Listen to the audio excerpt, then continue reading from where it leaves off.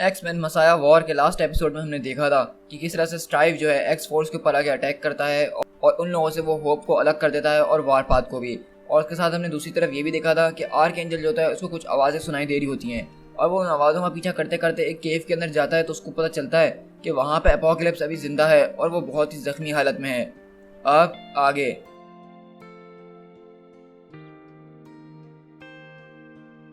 अब सिर्फ 8.1 आवर्स रह गए हैं इनके टाइम ट्रैवल को ख़त्म होने में और वहाँ पे हम देख रहे हैं कि सब परेशान बैठे हैं और डोमिनो पूछती है तो अब बताओ हमारा क्या प्लान है। केवल बोलता है कि हम लोग उसके महल के ऊपर चार्ज करेंगे, स्ट्राइफ से निपटेंगे और हाँ होप को वापसी लेंगे, यही है मेरा प्लान।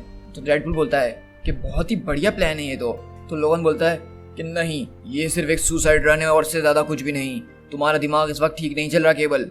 लेकिन केवल वहाँ खड़ा होता है और अपनी गन लोड करते हुए बोलता है कि मैं तुम लोगों से यहाँ बहस करने नहीं वाला हूँ, हर एक सेकंड हमारे लिए कीमती है, यहाँ पे हर एक सेकंड यहाँ पे गवाएंगे और वहाँ पे हर एक सेकंड जो है होप की जान खतरे में रहेगी। तो लोगन बोलता है कि अगर ऐसी बात है तो जाओ, वहाँ जाओ और वहाँ जाकर चार्ज करो और उसके बाद मरवा देना तुम अपनी बच्ची को खुद ही अपने हाथों से। वहाँ पे केवल बोलता है कि हाँ ये जो कुछ भी कह रहा है ये बिल्कुल ठीक कह रहा है, लेकिन इस वक्त मेरे दिमाग में कुछ और समझ में नहीं आ रही है, मुझे चीज़ें अब बिल्कुल डिफरेंट नज़र आ रही हैं। ये मेरा सबसे बड़ा नाइटमेयर था जो कि सच हो गया, वो जो है मुझसे दूर चले गई है और मुझे नहीं पता कि मैं उसको कितनी देर में बचा पाऊंगा या बचा भी नहीं पाऊंगा।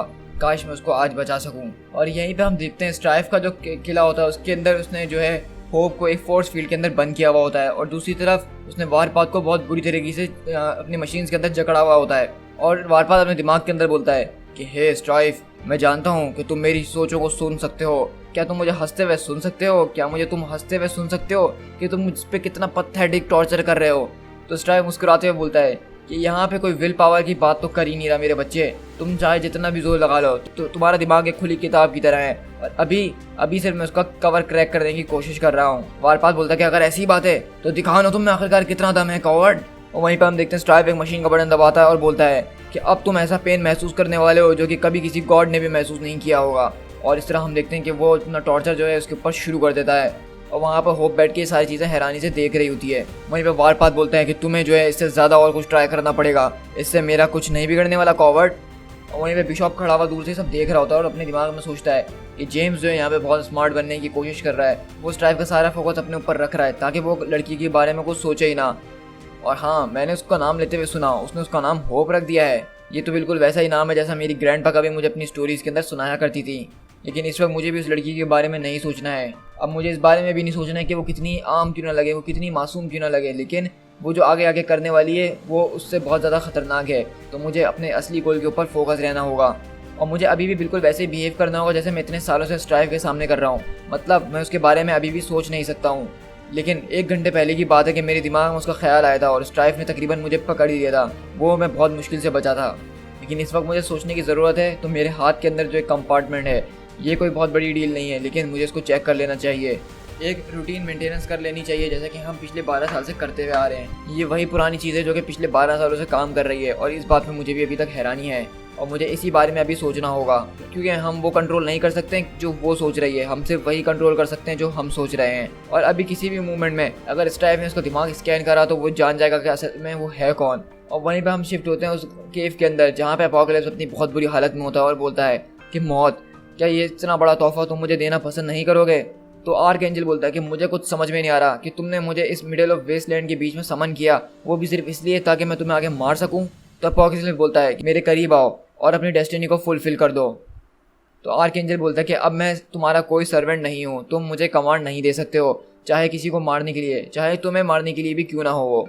और वहीं पर हम देखते हैं कि एपोकलिप्स आर्क एंजल का गला पकड़ लेता है और बोलता है कि एक्चुअली माई हॉर्समैन, डेथ कभी मेरे दिमाग के अंदर थी ही नहीं। और वहीं पर हम होप के नज़रिए से देख रहे होते हैं सारी कहानी और होप बोलती है कि ये तो बहुत बुरा हुआ, ये एक बड़ा सा आदमी जो कि बिल्कुल हेलमेट के अंदर है वो मुझे जब से घूरे जा रहा है और मुझे नहीं पता कि वो ऐसा मुझ पर क्यों घूर रहा है। और जिमी मुझे पता है बहुत बुरी तरीके से हर्ट हो रहा है, लेकिन वो तो मेरी तरफ देख भी नहीं रहा, क्या उसको मेरी ज़रा सी भी परवाह नहीं है। मुझे लग रहा था कि ये मेरी चिंता करता है, ये मेरा ख्याल रखेगा जैसा कि नेथन मेरे ख्याल रखता आया है। तो वहीं पर स्ट्राइफ आता है उस बच्ची के पास और बोलता है, तो लिटिल वन, तुम अपने बारे में कुछ बताओ कि तुम कौन हो, क्या तुम उनकी कोई नई स्टूडेंट हो जो कि फील्ड ट्रिप के ऊपर आई है। लेकिन वहीं पे जो है हम देखते हैं कि होप अपनी आंखों के ऊपर आधा जो है हाथ रखती है और बोलती है कि ज़रा रुको, इसको जब मैं ऊपर से ब्लॉक कर रही हूँ उसका हेलमेट, तो ये नीचे से तो बिल्कुल नेथन लग रहा है, क्योंकि हमें पता है कि ये जो है बिल्कुल केबल का क्लोन है, तो इसलिए इसकी शक्ल बिल्कुल उसी की जैसी है। और स्ट्राइप बोलता है कि मेरे ख्याल से तुम उनके लिए बहुत ज़्यादा इंपॉर्टेंट हो, तभी वो लोग तुम्हें बचाने के लिए सब कुछ करने पे उन्होंने हर बड़े से बड़ा रिस्क ले लिया था। और इस तरह हम देखते हैं कि स्ट्राइप के दिमाग में कुछ होता है जिसकी वजह से होप की जो फोर्स फील्ड होती है वो टूट जाती है। और वो बोलती है कि मुझे अब इस वक्त जो है एक और नई चीज़ की चिंता होना शुरू हो गई, क्योंकि मैंने पीछे से एक आवाज़ सुनी और ये वही था जो मुझे जब से मारने की कोशिश कर रहा है जब से मैं पैदा हुई हूँ। और इस तरह हम देखते हैं कि बिशॉप जो है वहाँ पे वो गन लेके होप के सामने खड़ा हुआ होता है।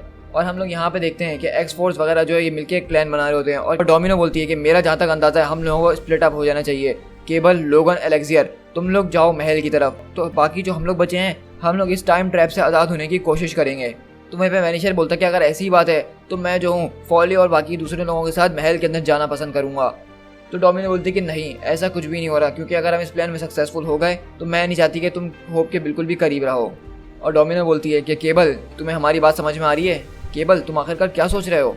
हम 5 सेकंड पीछे जाते हैं और हम देखते हैं कि यहाँ पे बिशॉप क्या सोच रहा है। और वो बोलता है कि वो उसको स्कैन करना उसने शुरू कर ही दिया है और उसको अभी तक ये नहीं पता कि वो कौन है, लेकिन वो बहुत जल्द या किसी भी सेकंड जान जाएगा कि वो असल में है कौन। मेरे पास सिर्फ एक ही शॉट है इस नैनाइट बॉम्ब का, इसके ज़रिए मैं एक्समैन को भी हरा चुका हूँ और मुझे लगता है कि मैं इसको भी हरा दूंगा। ये जो है मुझे सिर्फ कुछ सेकंड्स देगा और उसी सेकंड्स के बीच मुझे इस बच्ची को मारना होगा।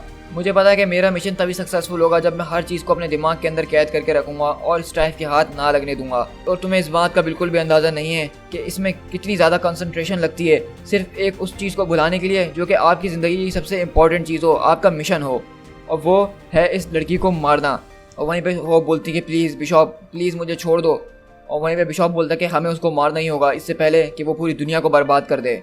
और वो बोलती है, यही आपका नाम है ना मिस्टर बिशॉप, क्या आप मुझे सुन रहे हैं? ओह माय गॉड, आखिरकार यहाँ पे हो क्या रहा है? और इसी तरह देखते हैं कि वो लोग जो है लड़की की तरफ फायर कर देता है।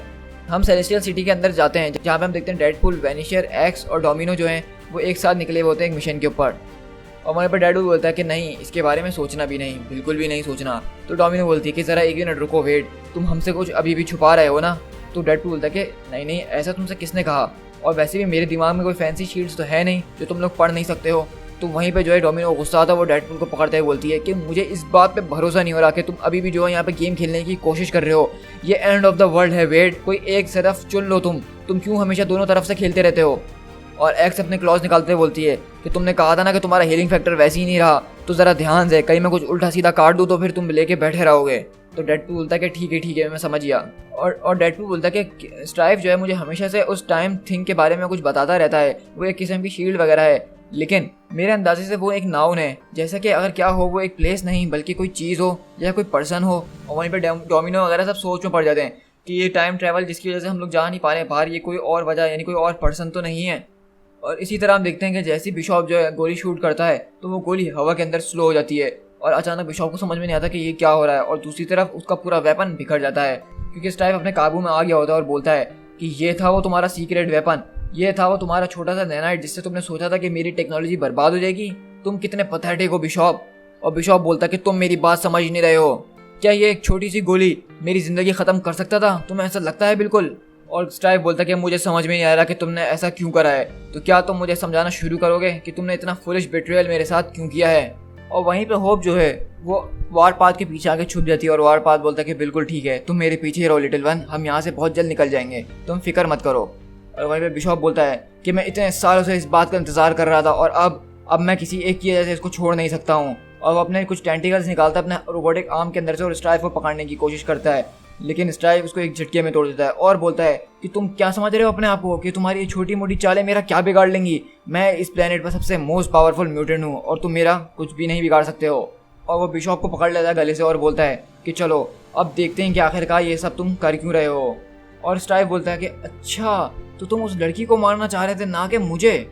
और दूसरी तरफ हम देखते हैं कि अपोकलिप्स ने आर्कएंजल को पकड़ लिया होता है और बोलता है कि सिर्फ एक तुम ही हो जो कि मुझे मेरी फुल पावर तक रिस्टोर कर सकता है, मेरी फुल ग्लोरी मुझे दिला सकता है। तो तुम जाओ सेलेस्टियल सिटी और सेलेस्टियल के जो गिफ्ट्स हैं जिनकी मुझे ज़रूरत है वो मुझे लेकर आओ और मुझे ऑनर करो। और वहीं पर आर्कएंजल उसका हाथ पकड़ते हुए बोलता है कि तुम एक सैड, वीक और ओल्ड मॉन्स्टर हो और मैं तुम्हारे लिए अब कोई काम नहीं करने वाला हूँ। तुम ये डिज़र्व करते हो, तुमने जो इस दुनिया के अंदर सफरिंग फैलाई है ये सब उसी का नतीजा है और आज तुम ये भुगतोगे। और अपोकलिप्स बोलता है कि प्लीज़ मैं तुमसे भीख मांगता हूँ कि तुम मुझे इस तरह यहाँ पे छोड़ के नहीं जा सकते हो। तो आर्कएंजल बोलता है कि बिल्कुल मैं तुम्हें यहाँ छोड़ के जा सकता हूँ, अब जो कुछ भी तुम्हारी ज़िंदगी बची कुछ है यहाँ पे मज़े से गुजारो। और हम स्ट्राइक के किले के बाहर देखते हैं ये केबल, वुल्वरीन और लेक्सियर वो जो है स्ट्राइक के छोटे मोटे सोल्जर्स जो होते हैं उनसे निमट रहे होते हैं और किले के अंदर घुसने की पूरी कोशिश कर रहे होते हैं, क्योंकि इन लोगों को अंदाज़ा होता है कि इन लोग को जल्द से जल्द पहुँचना होगा वरना अंदर कुछ भी हो सकता है। और इस तरह हम देखते हैं कि ये लोग किसी चीज़ का आसरा नहीं कर रहे होते और बिल्कुल अपने रास्ते में आई हुई हर एक चीज़ को बुरी तरह से मार रहे होते हैं।